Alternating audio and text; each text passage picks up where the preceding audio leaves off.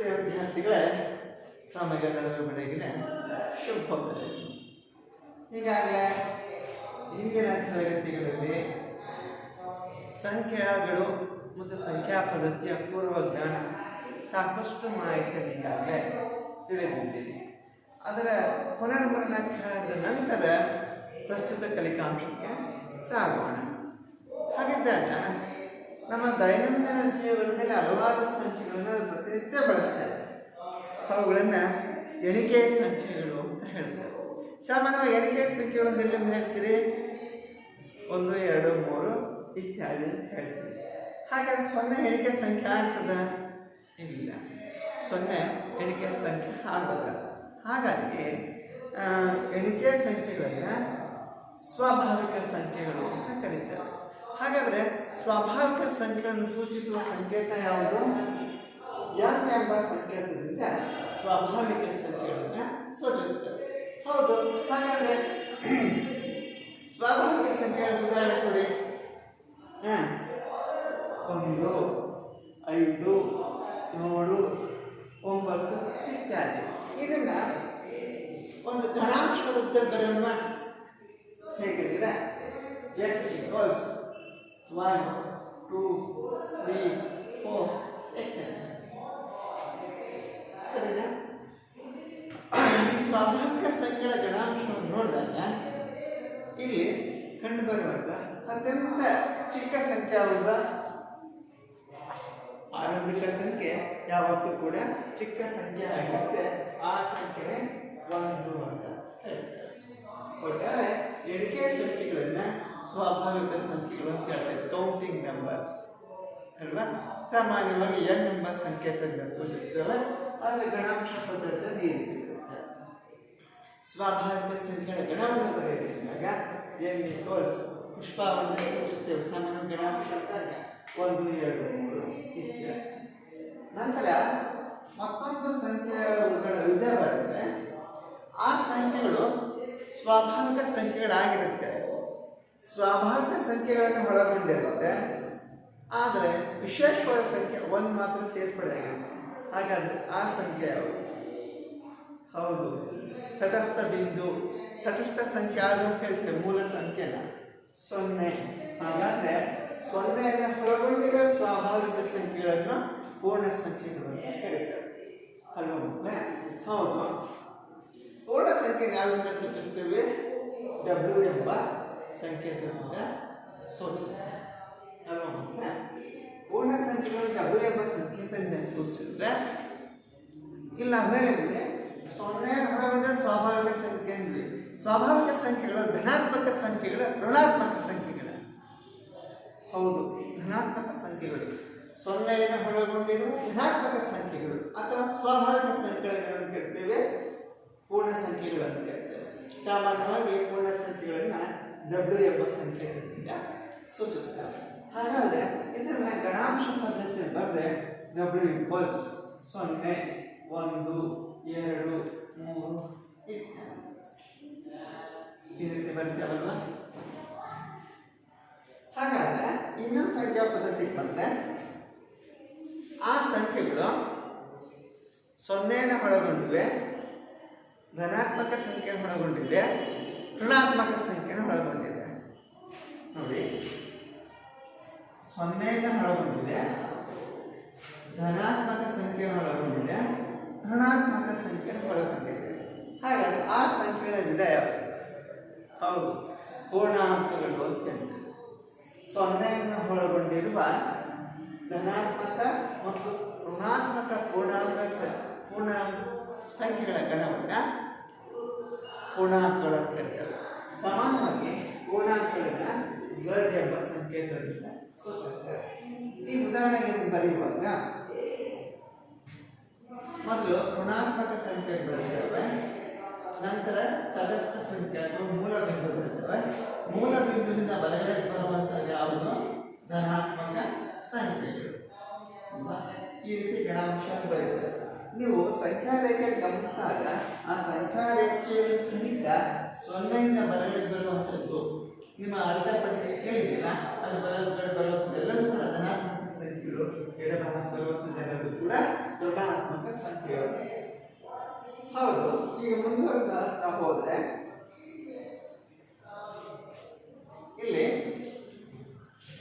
ಹೇಳಿ ಒಂದು ಸ್ವಾಭಾವಿಕ ಸಂಖ್ಯೆಯಲ್ಲಿ 5, ಪೂರ್ಣ ಸಂಖ್ಯೆಯಲ್ಲಿ 0, ಹಾಗಿದ್ದಾಗ ಒಂದು ಧನಾತ್ಮಕ ಸಂಖ್ಯೆಯಲ್ಲಿ +3, ಋಣಾತ್ಮಕ ಸಂಖ್ಯೆಯಲ್ಲಿ -2, ಹಾಗಾದ್ರೆ ಭಿನ್ನರಾಶಿ ಸಂಖ್ಯೆಯಲ್ಲಿ ಎಸ್ ಹೇಳಿ 7/4, ಇನ್ನೊಂದು ಹೇಳಿ 5/2 ಒಪ್ಕೊಳ್ತೀರಾ? ಮತ್ತೆ ಈಗ ನೋಡಿ, ಸ್ವಾಭಾವಿಕ ಸಂಖ್ಯೆ, ಪೂರ್ಣ ಸಂಖ್ಯೆ, ಧನಾತ್ಮಕ ಪೂರ್ಣಾಂಕ, ಋಣಾತ್ಮಕ ಪೂರ್ಣಾಂಕ, ಇದು ಭಿನ್ನರಾಶಿ ರೂಪ. ನೀವು ನೋಡಿದಾಗ ಇದು ಇವುಗಳನ್ನ ಎಂಥ ಸಂಖ್ಯೆಗಳು ಅಂತ ಹೇಳ್ತೀರಿ? ಬಟ್ ಈ ಭಿನ್ನರಾಶಿ ಸಂಖ್ಯೆ ನೋಡಿದ ತಕ್ಷಣ ಇದು p/q ರೂಪದಲ್ಲಿದೆ, ಇಂತಹ ಸಂಖ್ಯೆಗಳನ್ನ ಭಾಗಲಬ್ಧ ಸಂಖ್ಯೆಗಳು ಅಂತ ಹೇಳ್ತೇವೆ. ಹೌದು, ನಾವು ಹೇಳ್ತೇವೆ 5 ಕೂಡ ಭಾಗಲಬ್ಧ ಸಂಖ್ಯೆ ಅಂತ ಹೇಳ್ತೇವೆ. ಹೇಗೆ ಹೇಗೆ ಆಲೋಚನೆ ಮಾಡ್ತೀರಾ? ಈ 4 ಸಂಖ್ಯೆಗಳನ್ನು ಗಮನಿಸಿ. 5, 0, +3, -2 ಜೊತೆಗೆ ಇನ್ನೊಂದು ಸಂಖ್ಯೆ ಹೇಳ್ತೇನೆ, 0.7 ಅಂತ ಬರೀತೇವೆ. ಹಾಗಾದ್ರೆ ಇದನ್ನು ಹೇಗೆ ಬರೀತೀರಿ? ಯೋಚನೆ ಮಾಡ್ತೀರಾ ಮಕ್ಕಳೇ? ಈ ಸಂಖ್ಯೆಗಳು ಹೇಗೆ ಭಾಗಲಬ್ಧ ಸಂಖ್ಯೆಗಳಾಗುತ್ತೆ ಅನ್ನೋದ್ರ ಬಗ್ಗೆ ಆಲೋಚನೆ ಮಾಡ್ತೀರಾ?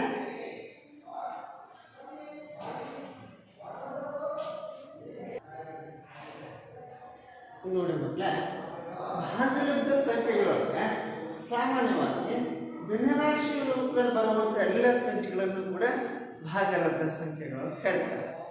ಉದಾಹರಣೆಗೆ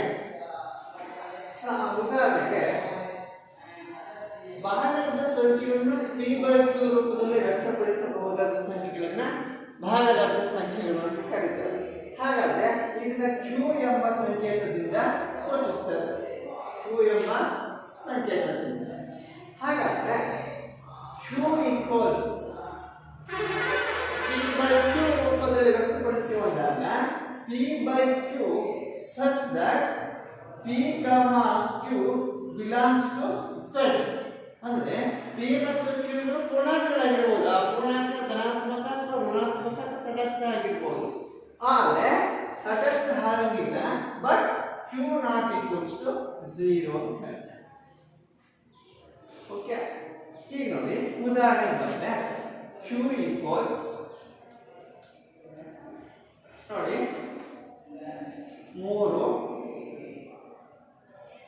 +5 -2 ಈ ಸಂಖ್ಯೆ ನೋಡ್ತಾ ಇದ್ದೀವಿ. ಅವು ಸ್ವಾಭಾವಿಕ ಸಂಖ್ಯೆ, ಪೂರ್ಣ ಸಂಖ್ಯೆ, ಧನಾತ್ಮಕ ಸಂಖ್ಯೆ, ಋಣಾತ್ಮಕ ಸಂಖ್ಯೆ. ಹೌದು, ನಾನು ಇದನ್ನು ಭಾಗಲಬ್ಧ ಸಂಖ್ಯೆಗಳು ಅಂತ ಹೇಳ್ತೇನೆ. ಹೇಗೆ ಹೇಳ್ತೀರಿ ಅಂತ ಪ್ರಶ್ನೆ ಕೇಳ್ತಾ ಇದೆ. ಹೌದು, ಇದು ಭಿನ್ನರಾಶಿ ರೂಪ ಇಲ್ಲ, ಪೂರ್ಣ ಸಂಖ್ಯೆ ಇದೆ, ಇದನ್ನು ಹೇಗೆ ನೀವು ಭಾಗಲಬ್ಧ ಸಂಖ್ಯೆಯನ್ನು ಡಿಫೈನ್ ಮಾಡ್ತೀರಿ ಅಂತ ನಿಮ್ಮ ಪ್ರಶ್ನೆ ಬರುತ್ತೆ ಅಲ್ವಾ ಮುಖ್ಯ? ಸೇ ಫಾರ್ ಎಕ್ಸಾಂಪಲ್ 3 ಇದೆ, ಈ 3ನ್ನ 1ನೇ 3 ಅಂತ ಬರೀಬೋದಿಲ್ಲ, ಬಟ್ 1ರಿಂದ ಯಾವ ಸಂಖ್ಯೆ ಬಾಕ್ಸಲ್ಲಿ ಬರುವಂತೆ ಭಾಗಲಬ್ಧ 3 ಆಗಿರುತ್ತೆ.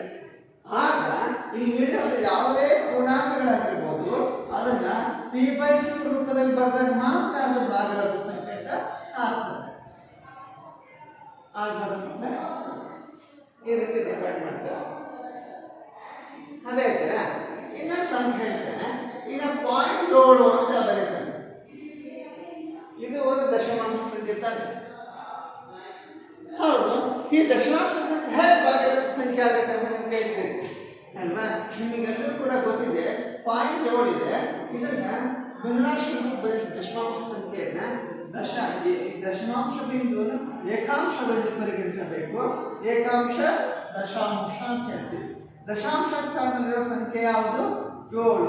ದಶಾಂಶ ಅಂದ್ರೆ 10ನೇ 1 ಭಾಗ, 10ರಲ್ಲಿ 1 ಭಾಗ, 10ರಲ್ಲಿ 7 ಭಾಗ ಇದೆ. 10ನೇ 7 ಅಂತ ಬರೀತೀವಿ. ಅರ್ಥ ಆಯ್ತಾ? ಈ ರೀತಿ ಸಾಮಾನ್ಯವಾಗಿ ಡಿಫೈನ್ ಮಾಡ್ತೀವಿ. ಹಾಗೆ ಇನ್ನೊಂದು ಎಕ್ಸಾಂಪಲ್ ನಿಮಗೆ ಹೇಳಬೇಕಾದ್ರೆ ಈಗ ನೋಡಿ 2.35 ಅಂತಿದೆ. ಇದನ್ನು ಹೇಗೆ ಹೇಳ್ತೀರಿ? ದಶಾಂಶ ಏಕಾಂಶ, ದಶಾಂಶ, ಶತಾಂಶ ಅಂತ ಹೇಳ್ತೀವಿ ಅಲ್ವಾ? ಆಗಿದ್ದಾಗ ಶತಾಂಶ ಅಂದ್ರೆ ಏನರ್ಥ? 100ರಲ್ಲಿ 1 ಭಾಗ. ದಶಮಾಂಶ ಸ್ಥಾನ ಬೆಲೆಯನ್ನು ಹೇಳುವಾಗ ಏಕಾಂಶ, ದಶಾಂಶ, ಶತಾಂಶ, ಸಹಸ್ರಾಂಶ, ದಶಸಹಸ್ರಾಂಶ, ಲಕ್ಷಾಂಶ ಈ ರೀತಿ ಹೇಳ್ತೇವೆ. ಅಂಶ, ಅಂಶಾಂಶದ 1 ಭಾಗ ಅಂತ. ಎಷ್ಟು? ಶತಾಂಶ. ಶತಾಂಶ ಎಷ್ಟು? 100. 100ರಲ್ಲಿ 1 ಭಾಗ ಅಂದಾಗ ಇದು ಎಷ್ಟು ಭಾಗ ಇದೆ? ಇದು 100ನೇ 235. ಸರಿ ನಮಗೆ 1 ಭಾಗದ ವಸ್ತು ಈ ರೀತಿ ಹೇಳ್ತಾರೆ. ಇನ್ನು ನೇರವಾಗಿ ಬರ್ಬೇಡ. P/Q ರೂಪದಲ್ಲಿ ಅಂದಾಗ 1/6. ನೆಕ್ಸ್ಟ್ ಆಗ ಇನ್ನೊಂದು ಹೇಳಿ. ಮೈನಸ್ 7/2 ಆಗ್ಬೋದಾ? ಅದೇ ತರ ಇನ್ನೊಂದು ಹೇಳಿ. 3/5 ಇದನ್ನ ಪರಿಹರಿಸ್ಬೋದಲ್ಲ? ಇವನ್ನ ಭಾಗಲಬ್ಧ ಸಂಖ್ಯೆಗಳ ಗಣ ಅಂತ ಹೇಳ್ತೀವಿ.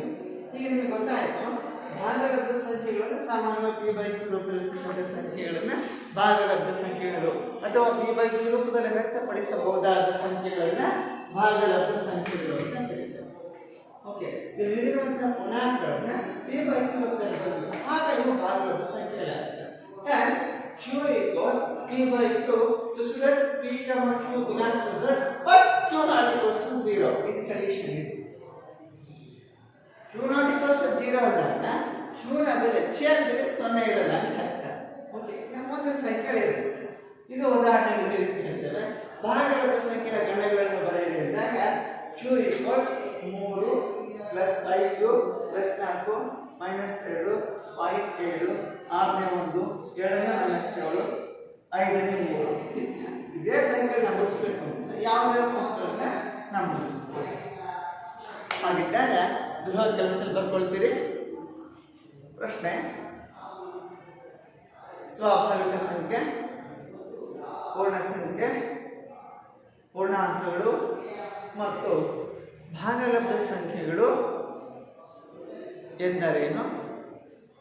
ಉದಾಹರಣೆ ಅಲ್ವಾ ಮಕ್ಕಳೇ? ಈಗ ನಮ್ಮ ಕಲಿಕಾ ಘಟಕಾಂಶಗಳಲ್ಲಿರ್ತಕ್ಕಂಥ ಪ್ರಮುಖ ಅಂಶ ಶೀರ್ಷಿಕೆ ಭಾಗಲಬ್ಧ ಸಂಖ್ಯೆಗಳು. ಈಗ ನೀವು ಭಾಗಲಬ್ಧ ಸಂಖ್ಯೆಗಳನ್ನು ಏನಂತ ತಿಳ್ಕೊಂಡ್ರಿ, ಆ ಭಾಗಲಬ್ಧ ಸಂಖ್ಯೆಗಳ ಗುಣಲಕ್ಷಣಗಳೇನು ಅನ್ನೋದನ್ನ ಈಗ ತಿಳಿಯೋಣ.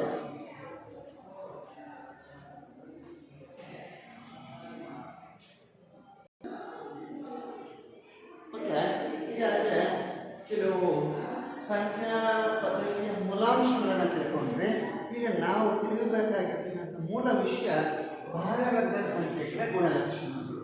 ಈಗಾಗಲೇ ಹಿಂದಿನ ತರಗತಿಗಳಲ್ಲಿ ಕೆಲವು ಅಂಶಗಳನ್ನು ತಿಳ್ಕೊಂಡಿದ್ದೀವಿ.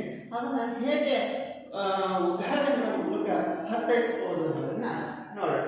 ಆನಂದದ ಮೊದಲ ನಿಯಮ ಆವೃತ ನಿಯಮ ಅಂತ ಹೇಳ್ತಾರೆ. ಈ ಆವೃತ ನಿಯಮ ಎಲ್ಲ ಮೂಲ ಕ್ರಿಯೆಗಳಿಗೆ ಅನ್ವಯಿಸುತ್ತಾ ಇಲ್ವ ಅಂತ ನಾವು ಚೆಕ್ ಮಾಡಬೇಕು. ಇಲ್ಲಿ ನೋಡಿ, ಇಲ್ಲಿ ನಾನು ಮೊದಲನೇ ಹೇಳ್ತಿದ್ದೀನಿ, ಇಲ್ಲೊಂದು ಚಿಹ್ನೆ ಬರಿತಾ ಇದ್ದೀನಿ. ಬಿ ಅಂತ ಟ್ರಾನ್ಸ್ ಆಗ್ತದೆ, ಅರ್ಥ ಎಲ್ಲ ಅಂತ. For all. ಓಕೆ, ಈಗ ನೋಡಿ, for all a comma b belongs to Q such that a plus b equals c where c belongs to q.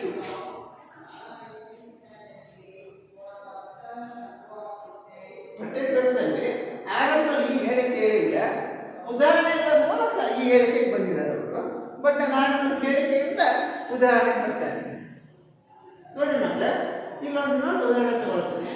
For all a comma b belongs to Q ಅಂದಾಗ a ಮತ್ತು b ಬೆಲೆ ಕೊಡ್ತಕ್ಕಂಥ ಸಂಖ್ಯೆಗಳೇನಾಗಿರ್ಬೇಕು?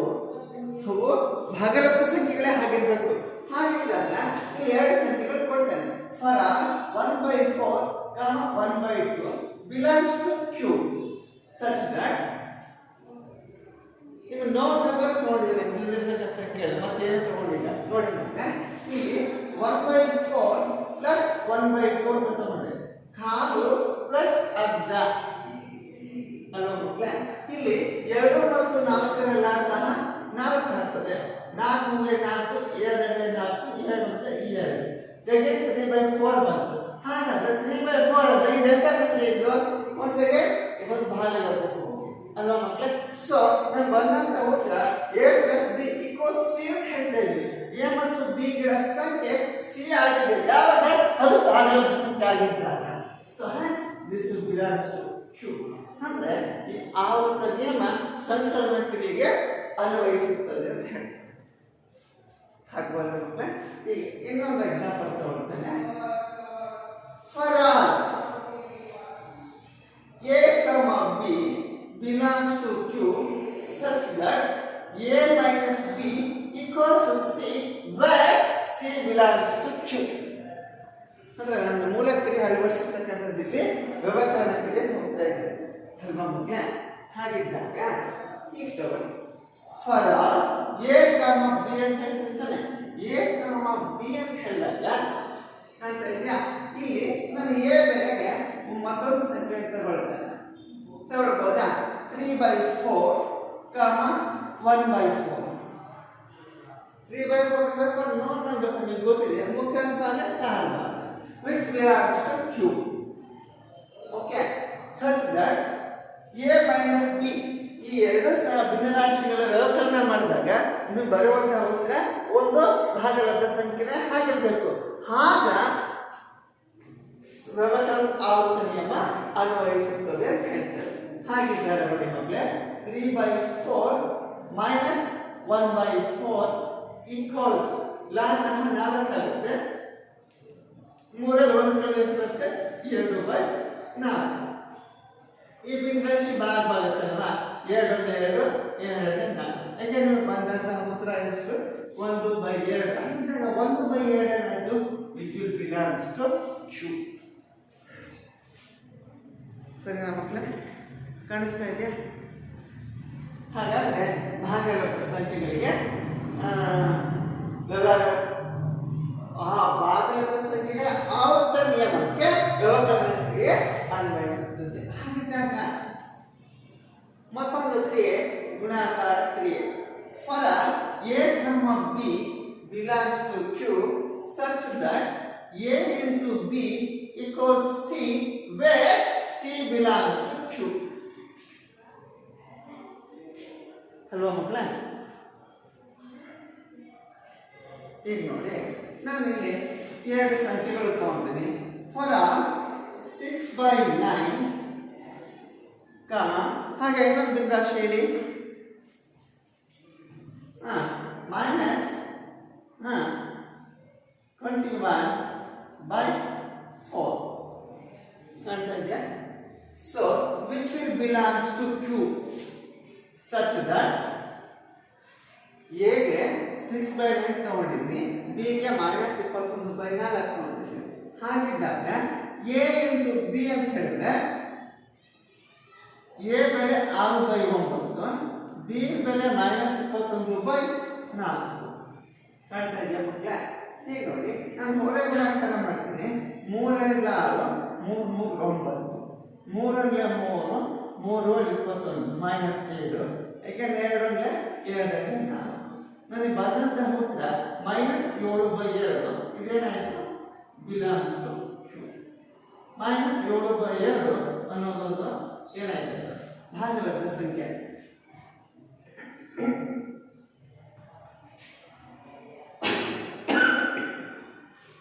ಆದ್ದರಿಂದ ಸಂಕಲನದ ಆವರ್ತ ನಿಯಮವು ಸಂಕಲನ ವ್ಯವಕಲನ ಗುಣಾಕಾರ ಕ್ರಿಯೆಗೆ ಅನ್ವಯಿಸುತ್ತದೆ, ಆದರೆ ಭಾಗಾಕಾರ ಕ್ರಿಯೆಗೆ ಅನ್ವಯಿಸುವುದಿಲ್ಲ ಅಲ್ವಾ? ಕ್ಯೂಗೆ ಸಂಬಂಧಿಸಿದಂತೆ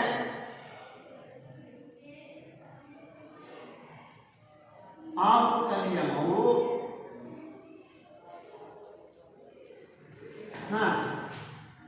ಸಂಕಲನ ವ್ಯವಕಲನ ಮತ್ತು ಗುಣಾಕಾರ ಕ್ರಿಯೆಗಳಿಗೆ ಅನ್ವಯಿಸುತ್ತದೆ. ಸರಿನಾ ಮಕ್ಕಳೇ? ಹಾಗಾದ್ರೆ ನಾನು ಆರಂಭದಲ್ಲಿ ಹೇಳಿರ್ತಕ್ಕಂಥದ್ದು for all a comma b belongs to q such that a plus b equals c where c belongs to q ಅಂತ ಹೇಳಿಕೆ ನಾನು ಆರಂಭದಲ್ಲಿ ಹೇಳಿರ್ತಕ್ಕಂಥ ಮೂಲ ಉದ್ದೇಶ ಕೆಲವು ಸಂಖ್ಯೆಗಳ ರೂಪದಲ್ಲಿ ಹೇಳಿಕೆಗಳನ್ನು ಇಟ್ಟುಕೊಟ್ಬಿಡ್ತಾರೆ. ಆಗ ಇದು ಯಾವ ನಿಯಮ ಒಳಪಡುತ್ತೆ ಅಂತ ಪ್ರಶ್ನೆ ಬರುತ್ತೆ. ಅದನ್ನು ಯಾವ ಗುಣಲಕ್ಷಣಗಳಿಗೆ ಆಧರಿಸಿದೆ ಅಂತ ನಮ್ಗೆ ನೇರ ಉತ್ತರ ಬೇಕು. ಆವರ್ತ ನಿಯಮವೋ, ಪರಿವರ್ತನ ನಿಯಮವೋ, ಸಂಕಲನ ಗುಣಾಂಕ, ಈ ರೀತಿ ಹೇಳಿಕೆಗಳನ್ನ ಒಂದು ಸಮೀಕರಣದ ರೂಪದಲ್ಲಿ ಬರ್ಕೊಂಡಾಗ ಆ ಹೇಳಿಕೆಗಳನ್ನ ಸುಲಭವಾಗಿ ಮನನ ಮಾಡ್ಕೊಳ್ಳಿಕ್ಕೆ ಅನುಕೂಲ ಆಗ್ತದೆ. ಹಾಗಾದ್ರೆ ಮುಂದಿನ ನಿಯಮ ಯಾವುದು?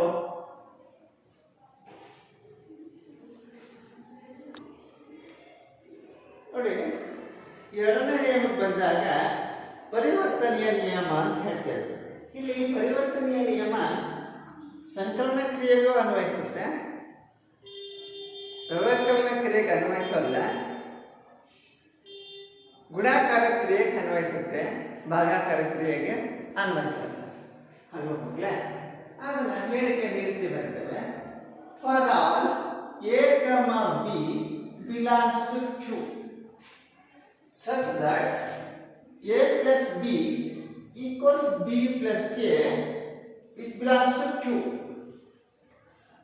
ಅಂದ್ರೆ ಎರಡು ಚರಾಕ್ಷರಗಳ ಬೆಲೆಗಳ ಮೊತ್ತವನ್ನು ಅದರ ಬದಲಾವಣೆ ಮಾಡಿ ಅವುಗಳ ಮೊತ್ತವನ್ನು ಪರಿಗಣಿಸಿದಾಗ ಎರಡು ಪಾರ್ಶ್ವಗಳು ಸಮನಾದ್ರೆ ಅದು ಒಂದು ಭಾಗಲಬ್ಧ ಸಂಖ್ಯೆ ಆಗಿರುತ್ತೆ ಅಂತ ಹೇಳ್ತಾರೆ.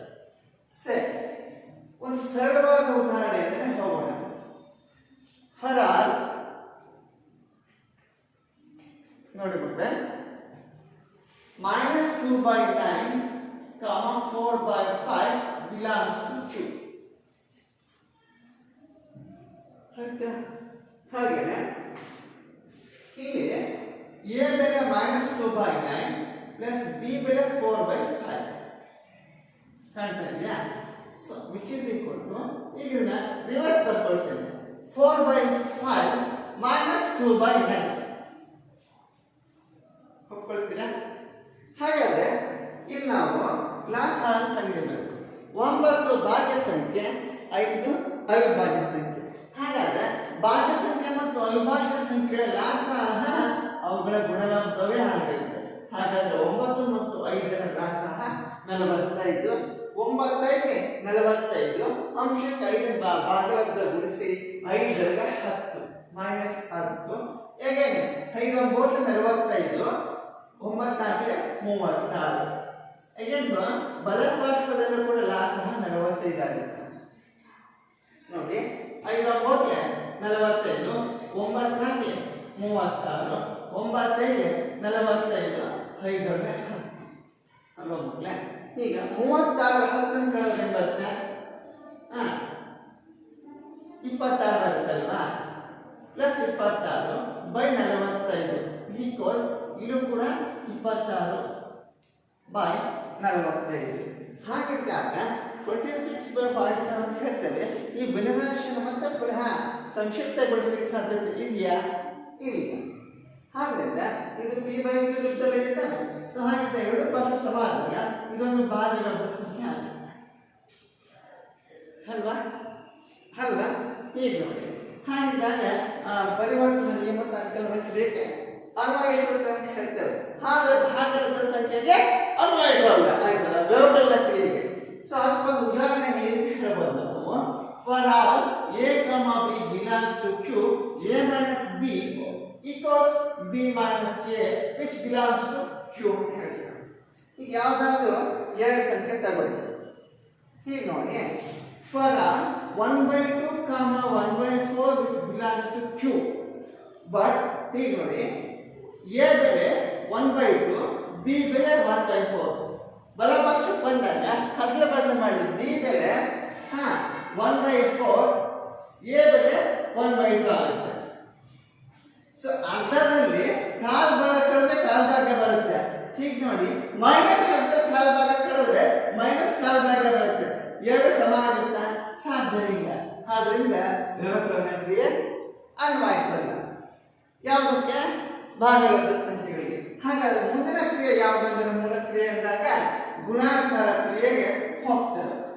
ಆಗ for all a, b belongs to Q such that a into b equals b into a which belongs to Q.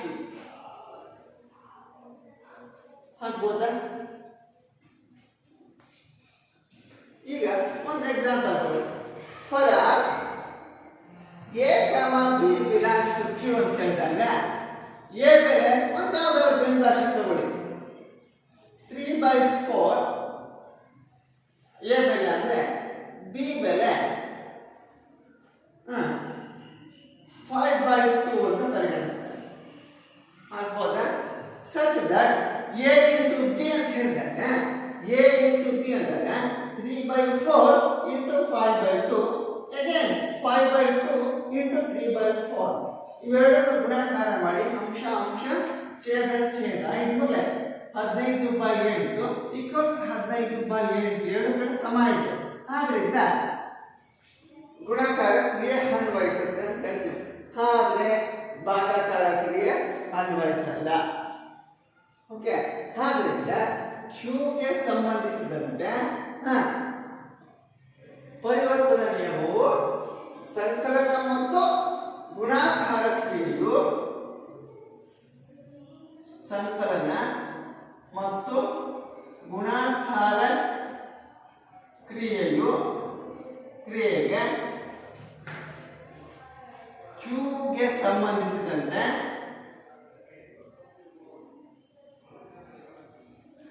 ಪರಿವರ್ತನೀಯ ನಿಯಮವು ಅನ್ವಯಿಸುತ್ತದೆ. ಪರಿವರ್ತನೀಯ ನಿಯಮವು ಅನ್ವಯಿಸುತ್ತದೆ.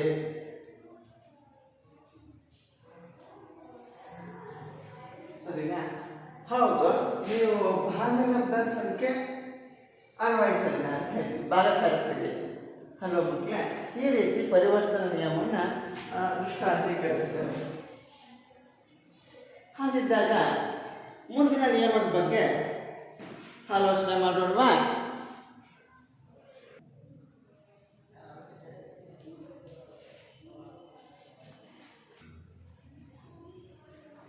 ಮಕ್ಕಳ ಗೃಹ ಕೆಲಸಕ್ಕೆ ಪ್ರಶ್ನೆ ತಗೊಳ್ತೀನಿ.